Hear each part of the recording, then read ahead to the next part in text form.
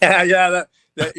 I was assuming that you were giving me this like 45-minute introduction that sounded amazing. So is that who was helping you right there? My fiance there, half naked, but Look at you, man. Still blind, Steve Lyons. man. So where are you now? Are you at home? Actually, we are took a few days to come up to wine country up in Napa, so we did that. Nice, and I appreciate you taking the time. I am, by the way, engaged as well, so I'm getting married in June. So congratulations to you and to me, I guess. Yeah, well, there you go. Looking forward to it, man. I've always been a big fan of yours, your personality, your skill set as a player, obviously your work broadcasting, and nobody better to talk about this series and a little bit about you and your life than Steve Lyons. My first question starts back with that 18-inning game and then moves forward into last night. What is it like for a team in such a high-stakes affair like the World Series to play 18 innings and then come back and play the next day? Have you ever experienced something like that? And in your experience, what the hell were those guys going through last night after Monday night? Yeah, I mean, it's brutal, actually. I mean, you're not supposed to play 2 games in one night and continuously and with the pressure of the World Series. I mean, I've played in games. I think we played in a 21-inning game against the Yankees one time, but that was regular season.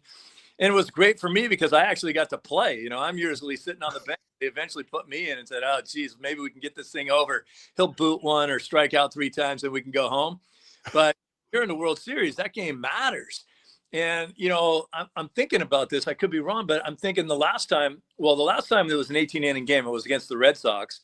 And the Red Sox lost. And to me, it's like, no way do you come back and win the next night if you're the team that loses.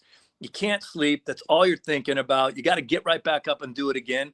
But guess what? In both instances, the Dodgers lost the next game, which to me was amazing. I really thought that the Jays were behind the 8 ball with Otani pitching and you got, Bieber coming out, who's, he's showing up mostly on guts after the arm injury and, probably back a little earlier than he should be and trying to give them what he can. So I was pretty impressed. I've been impressed with the Jays the entire postseason.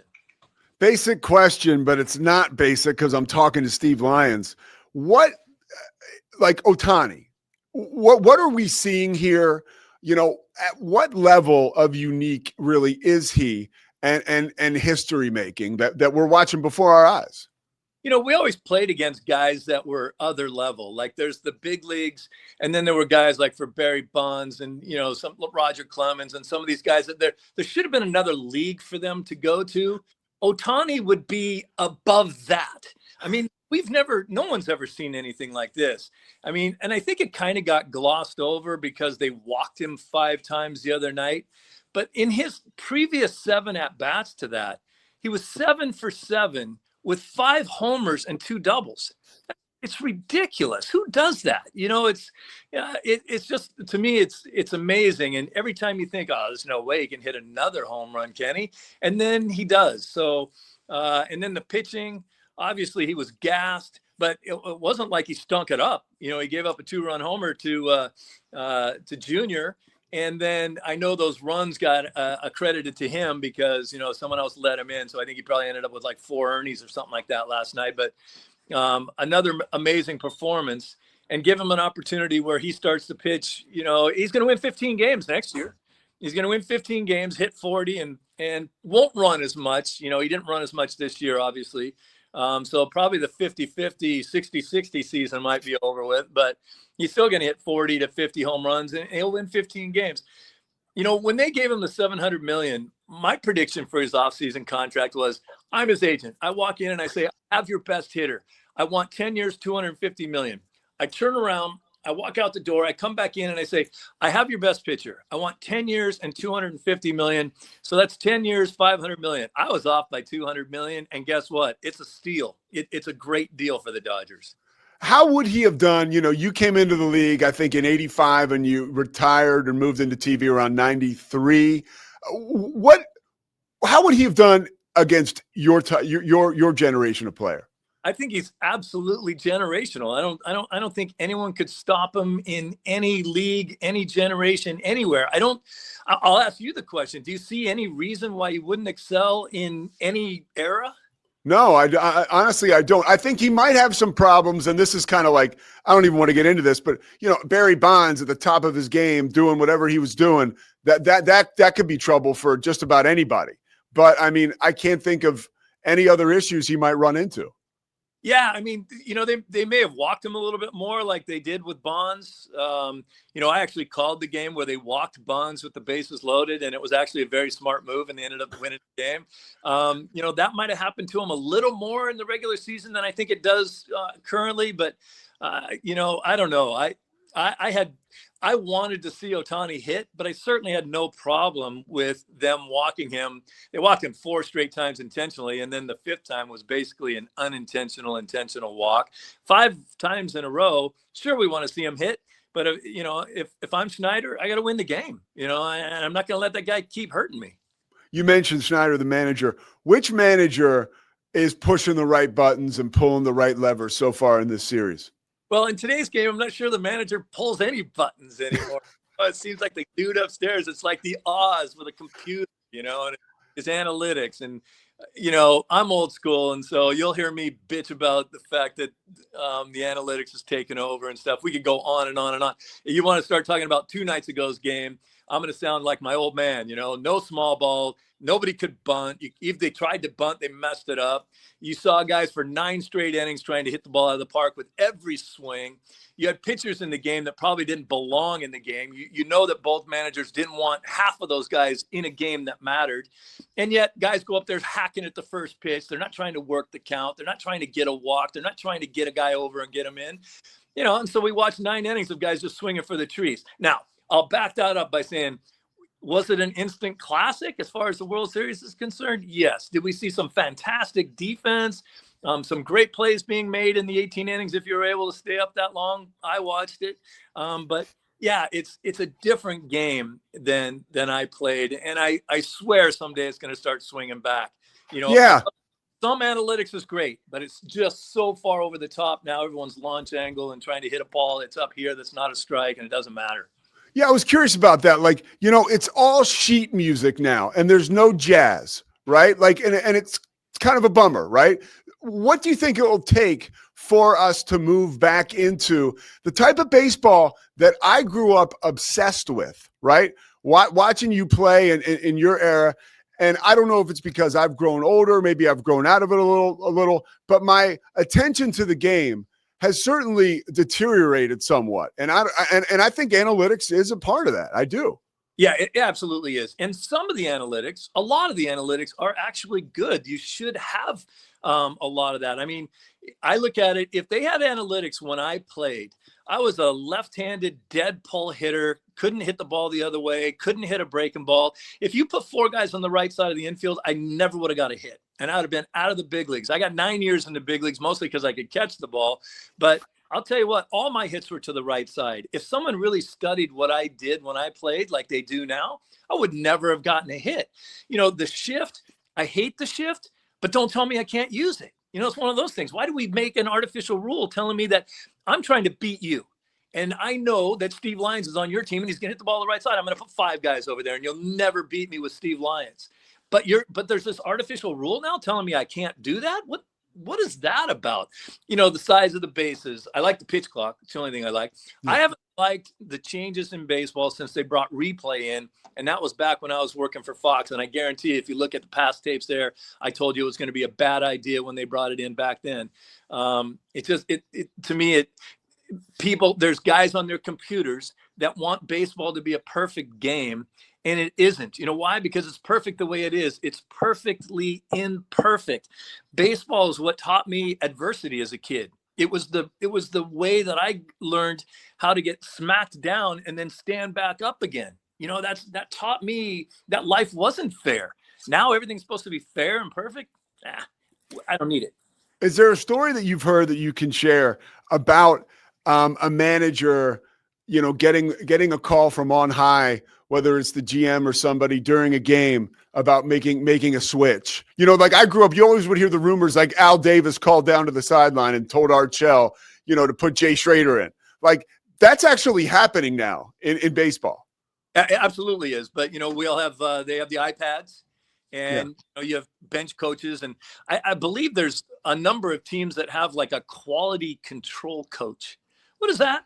Guys in a uniform, some dude's never played baseball in his life, sitting there in a uniform, quality control. If you can explain to me what that is, I know. But yeah, there are a lot of moves being made from upstairs. Some managers have less control than others. I mean, I hearken back to like 2018 when I was with the Red Sox and the Red Sox beat the Dodgers in the World Series. The Red Sox were very heavily analytic, but they also let Alex Cora use his heart and see what he sees. He's standing right in front of there. He's looking in the guy's eye. He knows he has his good stuff today. I'm not taking him out right now just because it's the third time through the order, because he's got his good stuff and I can see that he's going to keep going, and I'm not going to burn up my bullpen for the next 3 days because the analytics tells me to get the guy out. They gave him some leeway. Guess what? They were the best team in baseball that year and they won the World Series. Now, last question about the World Series, then I want to talk about you a little bit. How do you think this is going to play out? Yeah, I tell you what. Oh gosh, I'm going to get in trouble somewhere along the line. I worked for the Dodgers for 10 years, and I technically got let go there because they changed networks, which was probably one of the. I mean, I got fired about 4 times, but that was the worst way. I mean, did I do anything? No, I was there for 10 years. I thought I was doing a good job, and I got let go. So, should the Dodgers win? Absolutely. And do I live in LA? Yes. And is my fiance a big Dodger fan? Yes. Am I a Dodger fan? Not so much. Yeah. A bad taste in my mouth. So. With the money they spend and the superstars on that team that they have, I love the guys. I love the guys back from when I was around. It was a great time to be around them. But there's a little bit of a wry smile on my face when they don't win, because they're supposed to win, And so when a team like the Jays steps up and knocks them down a little bit, you get a little nervous. Now it's best 2 out of 3. So I really like what the Jays have been doing. Plus, they don't have half of their superstars. Santander's gone. Springer's out now. They're talking about Springer coming back today. Not with an oblique. It's an oblique that I know. If it is this oblique injury, you're not coming back tomorrow. And if he does, it's only going to take one more swing before he's back out of there. How does a guy from Tacoma, Washington, who bounces around the Red Sox farm system, like 4 or 5 different teams, over the course of a handful of years, make it to the bigs and stick? Mine was all heart. Mine was that I knew I wasn't better than you, but I was going to find a way to beat you on that day. So it was, for me, is like when I talk to younger kids now, I tell them 2 things: learn how to hit the ball the other way, because I couldn't. It's like, wait on the ball, hit the ball the other way. You'll learn how to pull when you get older instead of trying to pull everything. And then it's a little bit harder when they throw you a little breaking ball. And the other is they'll find you if you hustle, if you have desire. Like some people will come to me and say, tell me if my kid has a shot at being a major leaguer. And I'm like, all right, how old's your kid? Well, he's 8 right now. I'm like, all right, let me see his game. And so the kid's playing third base and they hit a ball to the second baseman, and that kid from third base runs over and tries to catch it. That's my guy. You show me a guy that wants to go, that wants it and hustles on and off the field and running. He's getting dirty. He's playing hard because he wants to do it. That's something you can't really teach. You show me that guy, I show you a guy that's got a chance to make it to the big leagues. That's what I was. 18 innings the other night. If you had the opportunity, if they were like, all right, Steve, we need you to go in right now, but you're a utility guy. What position would you pick to play in a game like that? I was a natural center fielder. I grew up my whole life as a center fielder because my dad liked to hit fly balls, and I was afraid of ground balls at first when I was a kid. My college coach taught me how to do it, and that helped me out a lot. But second base is where I'd go in and play. I love the action around second base. Of course, not as much action now. You can't get taken out of a play, but you're just so much more into the game. I used to have this conversation with Marty Barrett, and he said, Steve, you're playing. Marty Barrett. Yeah. Marty, great guy. Yeah. he says, you're playing center field, I'm playing second base. You don't have to be ready on every pitch. I'm like, are you kidding me, Marty? Are you on? You're known as one of the smartest guys. He goes, yeah, but I have to pay attention way more. I have way more things to worry about. I'm like, yeah, but I'm still playing my position with as much gusto as you are. I'm doing my job. But there is more responsibility, more things to do, more fun, more guys to talk to when you're a second baseman. You're in center field, you got your finger up your nose half the time, just hanging around you and no one to talk to. But I want to go back to the earlier question that you asked me about when does it swing? I'm telling you, you and me, if we manage the team next year and you give me pitching, defense, and speed, old school National League baseball, we would win a World Series because no one can do that now. And if you manufactured runs and played good defense and had decent pitching, boom, game over. We win. What was your favorite part about calling games for the Dodgers, working with someone like Vin Scully? Is there a particular story or experience you had working with someone like that? I just got to ask you that question. Well, the tough part with my 10 years with the Dodgers is I never worked with Vin because you remember he worked by himself. Yeah. And did all the games that he didn't do. I saw him every night. And I did 100 pre and post game shows, most of those at home because Vin did all the home games and he traveled within our division. You work with Eric Collins a lot, right? Eric Collins, guy, great guy. It was the Dodgers, I worked for the Red Sox and the Dodgers calling games. It doesn't get a whole lot better than that. And the Dodgers broadcast crew and the broadcast network when I was there, and I'm assuming it's even better now, but it was, I worked for the Fox network and that was the ultimate, obviously, but the Dodgers were about that much lower than what the Fox did production wise.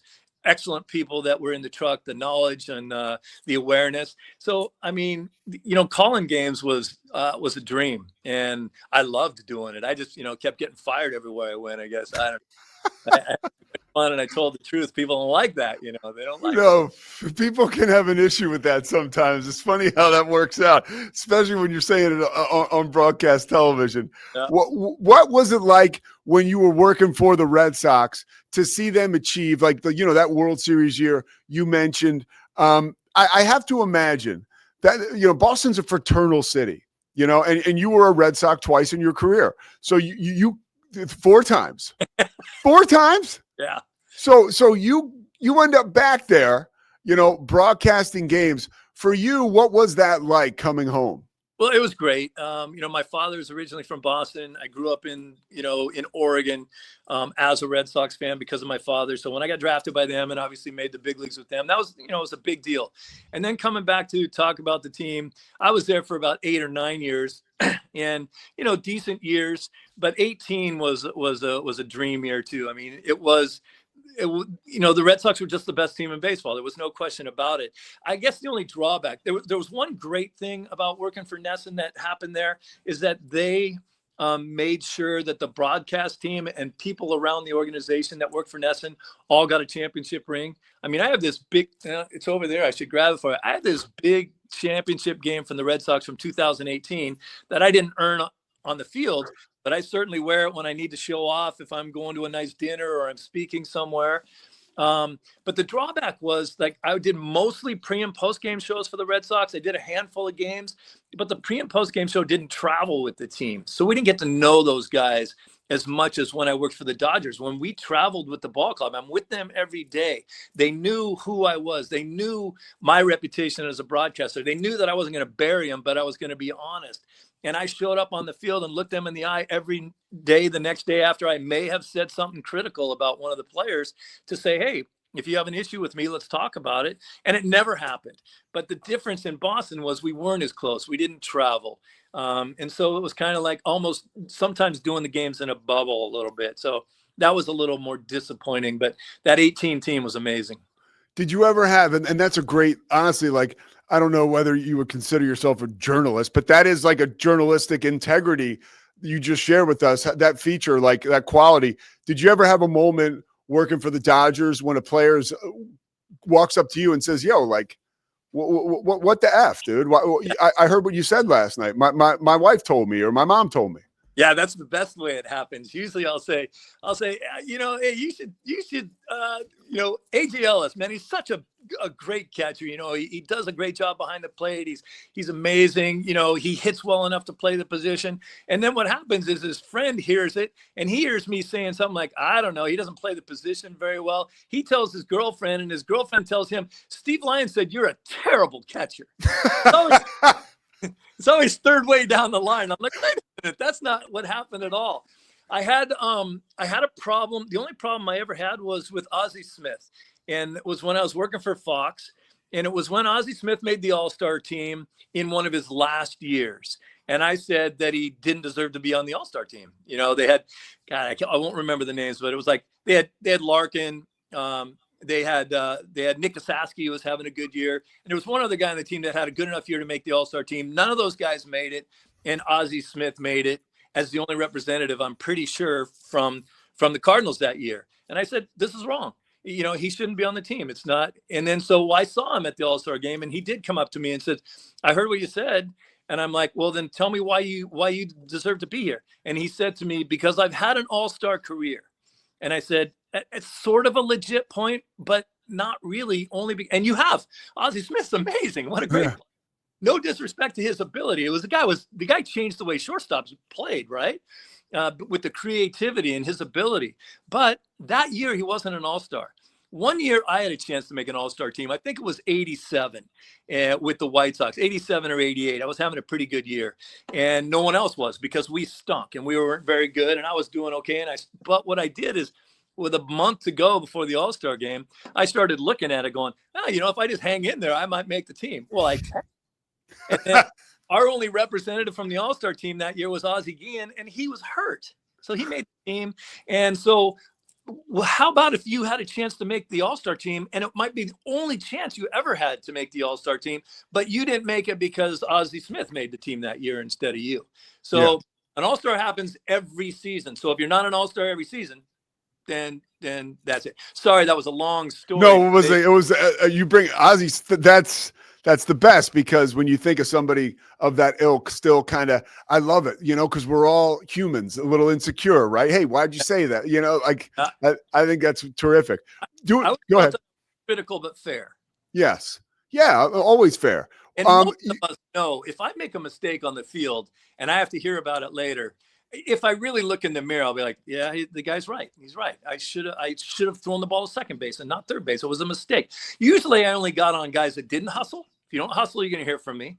And if you make a mental mistake, physical mistakes happen. I'm rarely going to say anything. Usually I'll say, hey, let's watch that in replay again. Well, let's watch this in slow motion. You see the funny little hop it took at the end? Or maybe if he just flat out booted it, I'll say something like, geez, 9 times out of 10, he makes this play, but he just had a little lapse in concentration. It skipped right underneath him. That's going to hurt. But, we'll see if they can get out of it or whatever. I'm not going to say, oh, how can you not make that play? It's terrible. You're terrible.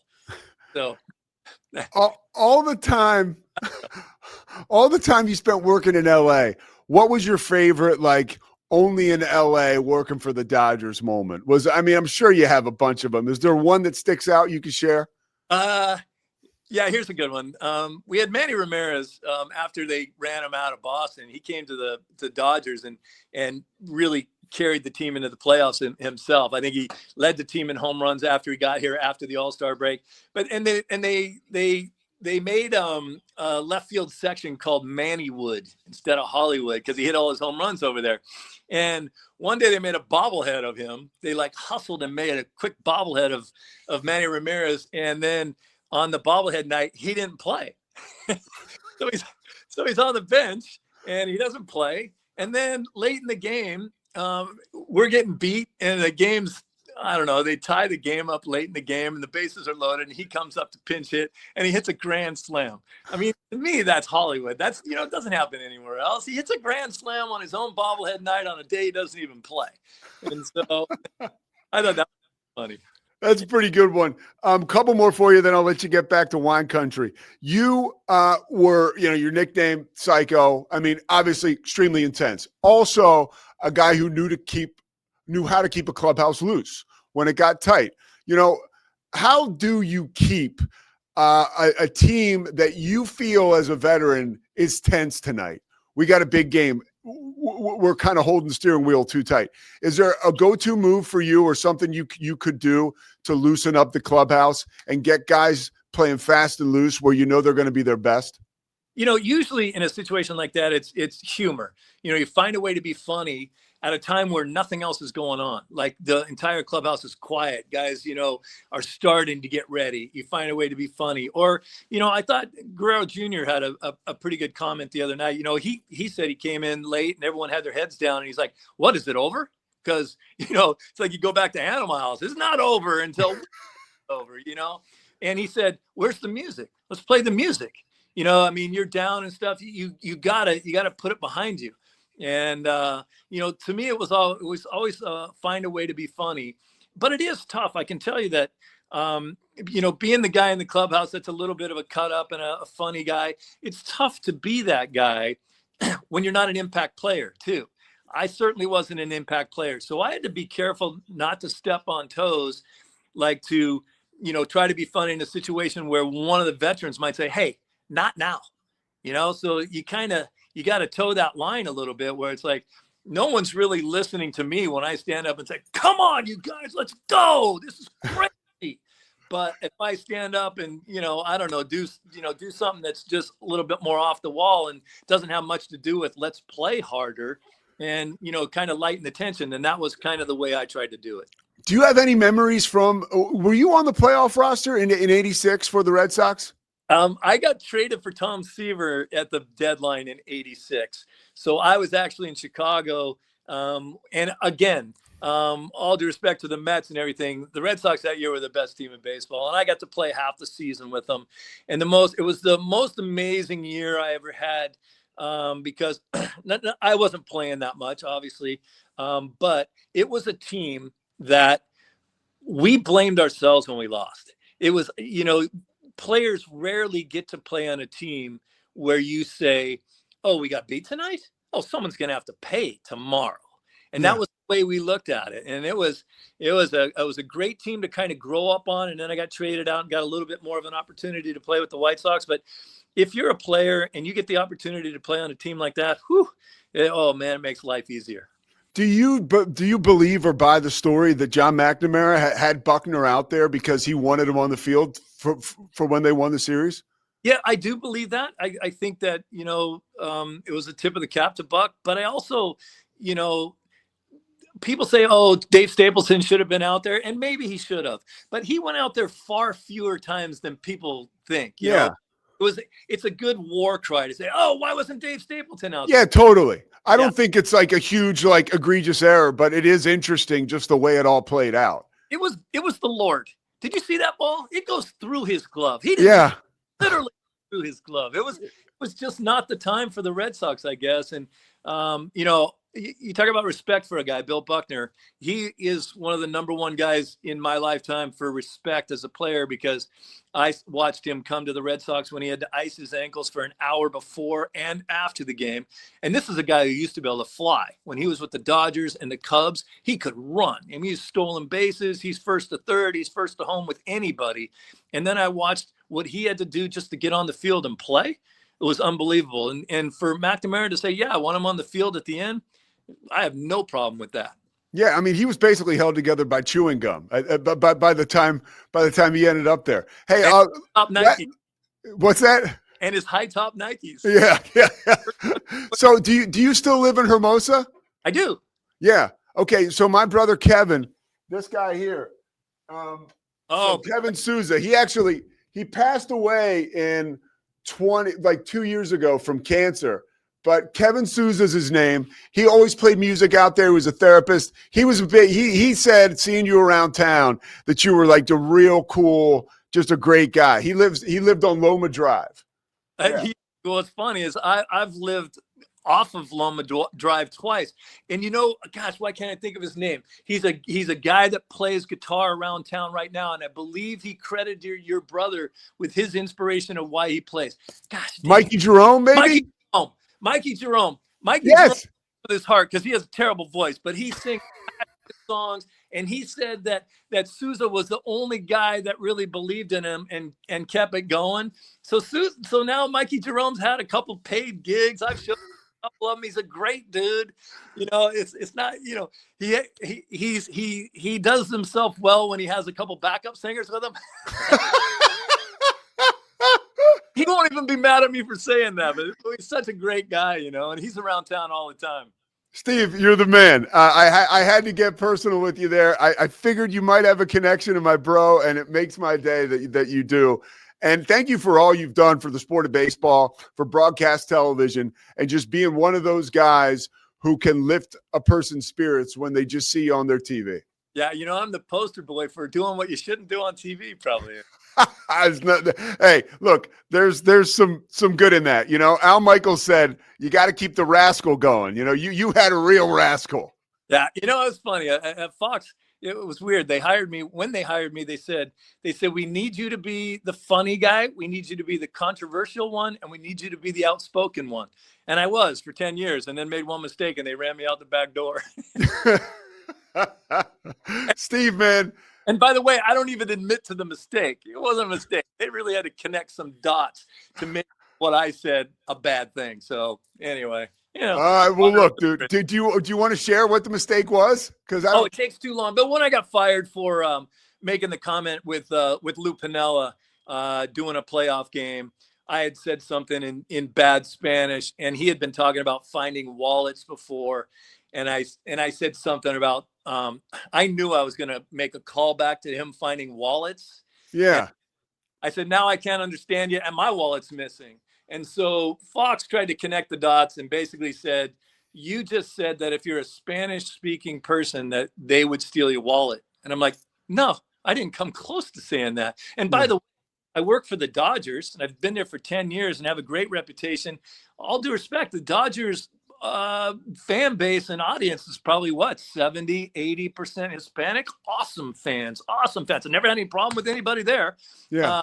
Anyone who can find a prejudice bone in my body, you keep looking. We'll be here. You better bring a lunch. So do you want to get back into broadcasting? I'm 65 now. You look like you're 50, so that's a start. I loved it. I mean, I put my heart and soul into it. I studied it. I wasn't some ex-player that walked in and thought I could get by on my laurels because I didn't have any. So I knew I had to be better than some guy with a big name. Sorry for the arrogance. I had no arrogance when I played because I wasn't any good, but I was a good broadcaster and I loved doing it. And I worked at it and I had great partners. I worked with Tom Brenneman, who may be one of the best of all time, in my opinion. And we worked together 6 or 7 years. He had a little problem. Now he's back on the CW doing football games. Yeah. He's amazing. I worked in an organization that had Joe Buck and, Tim McCarver and me and Bob Brenly. And, I had great examples. Our production crew was unbelievably amazing. It was such a beautiful job to have. And then I got to work for the Dodgers at the same time. So it was, I was in heaven and making decent money, not what guys make now, but way better than when I played. And so I absolutely miss it. But now, I would have to have almost someone come to me and they would have to answer questions. Like, you'd have to get past 3 questions when you hired me. He's 65 years old. What does he have left? He has been fired for controversial remarks. How are you handling that? You almost have to have a GM or a guy who has the guts enough to answer those questions and say, we don't think he did anything wrong, and we think he's a good broadcaster, and we're running out there with him, and we're going to have fun with it again. So if that situation ever came up, I would give it a shot again because I do have a lot left in the tank. But being retired doesn't suck either. You definitely don't suck. Steve Lyons, man, enjoy wine country. I cannot thank you enough for taking the time to share it with us today. I'll do it with you anytime and get your butt out to Hermosa. I got a spare bedroom. You got it, man. Thanks, Steve. I appreciate it. Oh man, that went way better than I ever thought. What a great guy. You hear about these people. And again, my brother referencing just Steve Lyons being a great dude to see around town and great energy and great reputation. And to talk to him and to talk baseball and then to learn about him. It's so cool to know how many good souls are actually out there. And working in sports, right? And sharing time with us on the Pete Souza Show. All right, we'll step aside, do a quick wrap, and hit the